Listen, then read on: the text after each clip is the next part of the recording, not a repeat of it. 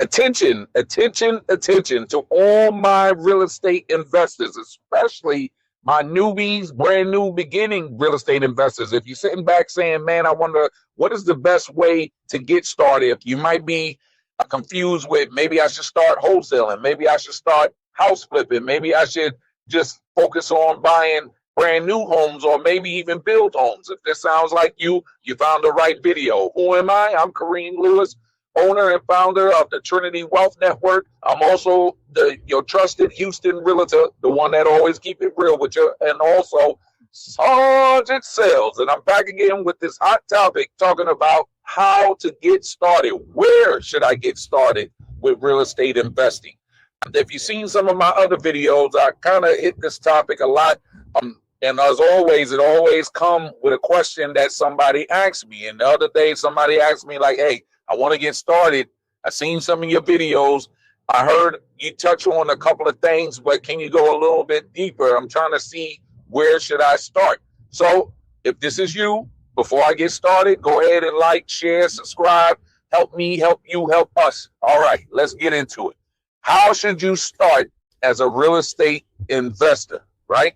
To me, there are three ways, right, as far as paths that you can go. The traditional way, the fix and flip way. Then you have new construction homes. This is a new trend a lot of investors that I'm seeing doing, where they get brand new construction homes and they buy them and then go ahead and rent them out.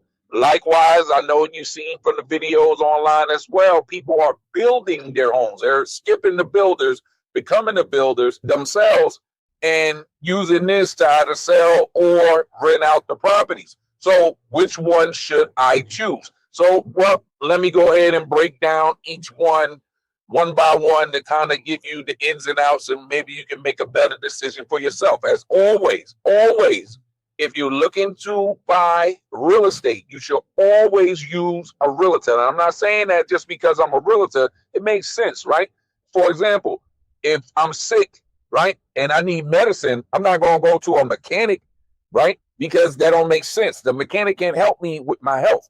Just like, if I don't know, if my teeth hurt, I'm not going to go to the chiropractor. The chiropractor fix your back, not your teeth, right? So it always makes sense to go with the person that can help you with the situation that you have.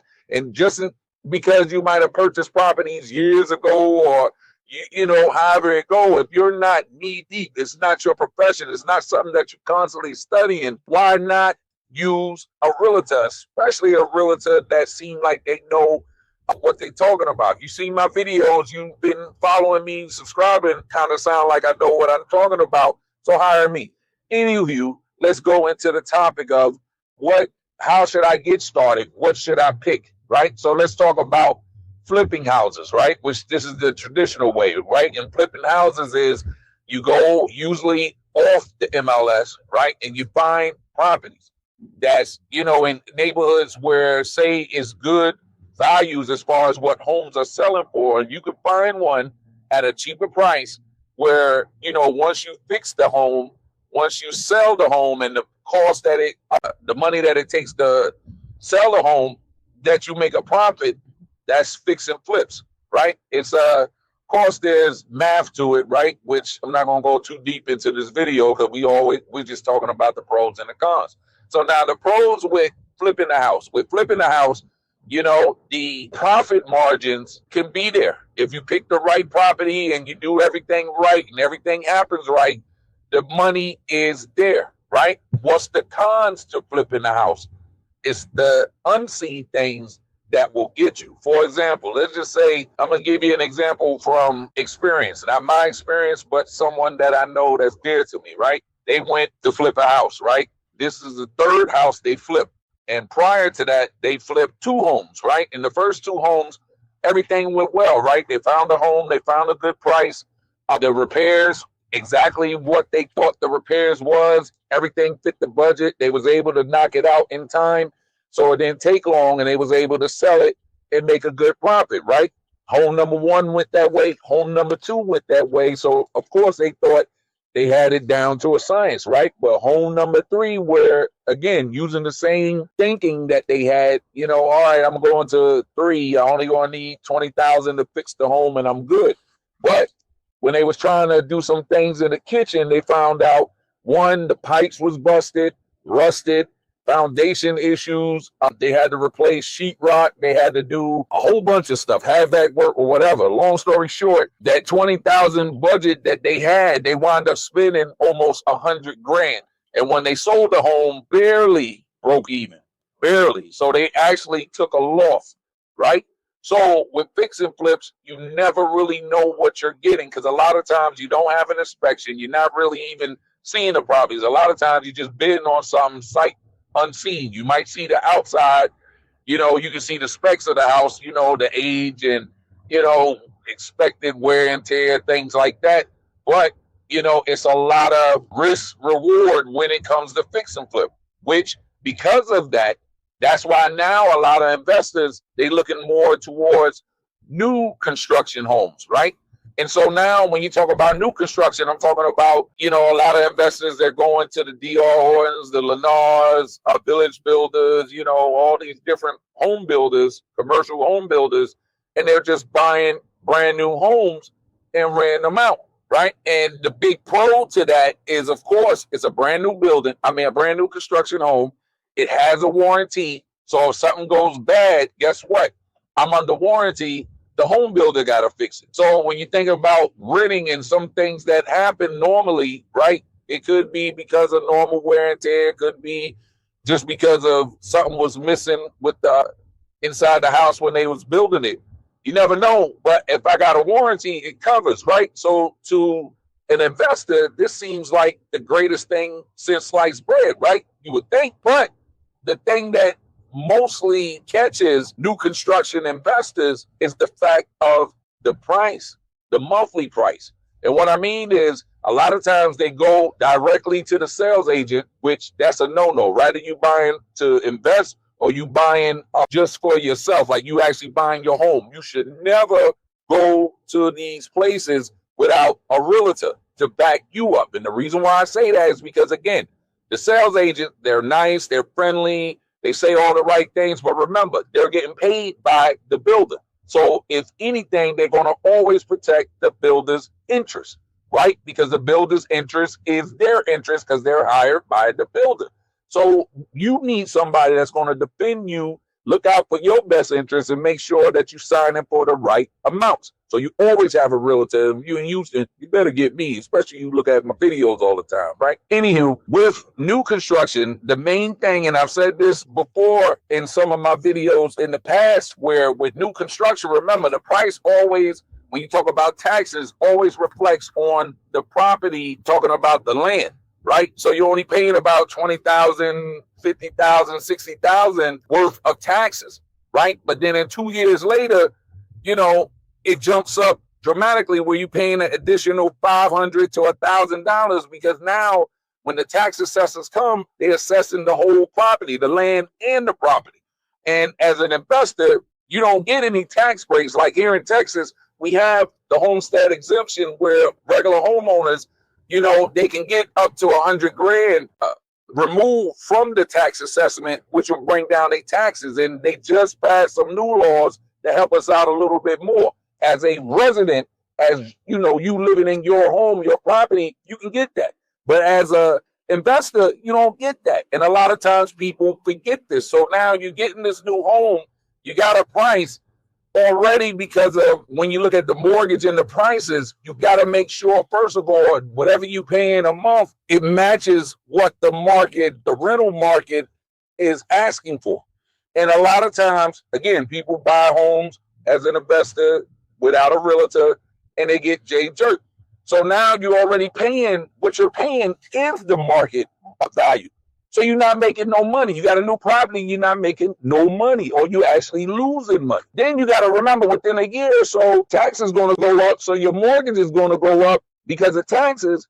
And so now you're really taking a loss. That's why you always got to prepare. So if I'm saying a con about brand new construction, that's what it is, right? What's the way to negate that? Aha, that'll be for a next lesson, or you can hire me as your realtor and I'll take care of you. So now, because of this, a lot of people say, man, I want something new because the headaches of flipping. I don't want to go through that. I want something new. So let's build homes. And you see, that's like a popular trending topic right now. Anywhere you look on social media or whatever, everybody talk about build your house, build a duplex, build a townhome, build apartment buildings, build, right? And are they right about it? Yeah, they right. Because again, these same new homes, talking about the Houston area, that's where I'm at, new homes that's going for 350, 400, let's just say 400, right? Because to me, that's the new average, right? For a nice two-story home. If you was to build the same home, you can build it for about 200, 250. So that alone, you could already see where if I sell the home, the profit margins are definitely there, right? With a brand new home, I'm building it from scratch. I know exactly what I put in the home, so there's no uh-ohs, right? Long as you did your main homework when you picked your land to make sure it wasn't like corroded land, maybe environmental hazards. It's not uneven. It's not where, the foundation will be crumbled, things like that. If you did your homework with the foundation, with the land itself, building a home, you know what's going in it. You can control it. Higher profit margins, right? Everything sounds sweet. And even if I build this same home that's worth 400 grand for 250, and I get it refinanced, so then I have a mortgage based on that 250. Clearly, what I'm paying for it a month is under the rental market, so I'm making money hand over fist either way. If I sell it, I'm making money. If I'm renting it out every month, I'm making money. So then you'll say, well, it's on sales. Then clearly, what's the con to that? If anything, that sounds like the best thing. That's where it's at. So what's the cons with new construction? First of all, as I said from the beginning, right? If you're not a professional, if you don't do something all day, every day, study on it, experience with it and everything, you're a newbie to it.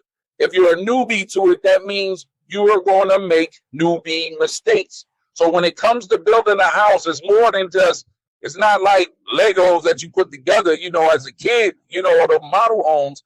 This is a real home that you're putting up. There's permits. There's a lot of procedures. There's contractors that you got to get. You got to get the right contractors. You got to stay on them. And then the main thing about building a home is timeline, right? The longer a home takes to build, the more it's going to cost you. Likewise, when you talk about materials, you got to know how to source your materials the right way to get the best prices. And then when you have the materials, you got to protect the materials and make sure that once it's delivered, it's being used. Why? Because people steal, right?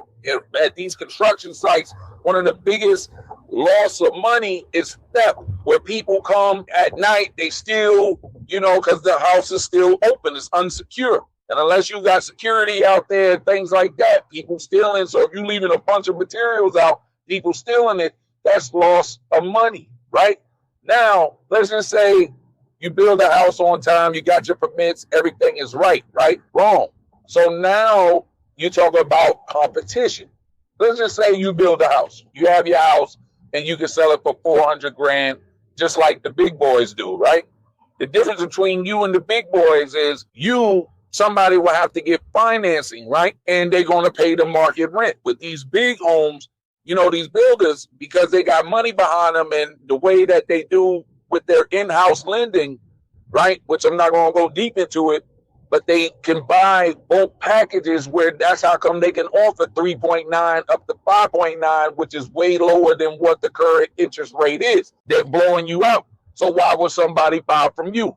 Then they're offering, all these extra perks like the appliance package, sprinkler packages, things like that. What are you offering? Then, like I said before, with the, investors that buy new construction builder homes, they get those warranties. What do you offer? So this is your competition. Likewise, just your name with being a builder. If you're a brand new builder and if you don't pick the right people, guess what?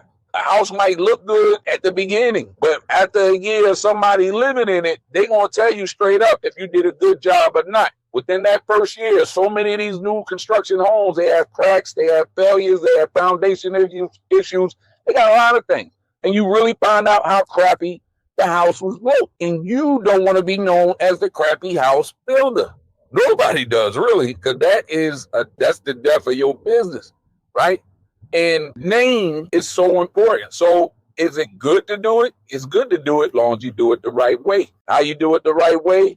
You got to get with a right team that knows what they're doing or can lead you to the right people to help you to get where you need to get to. So again, as always, anything real estate, get you a trusted, knowledgeable realtor, right? Don't do it on your own. Don't go by these fly-by-night gurus, shmurus online.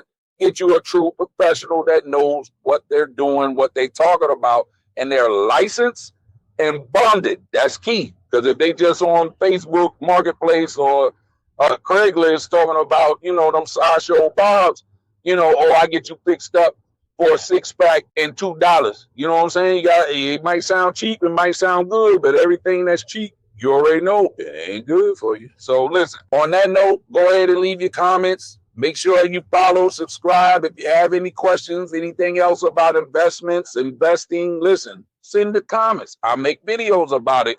Or guess what? The best mentorship that you can ever have if you hire me, Kareem Lewis, your trusted Houston realtor, to help you out with all things real estate. So again, this is me signing out to the next video. God bless.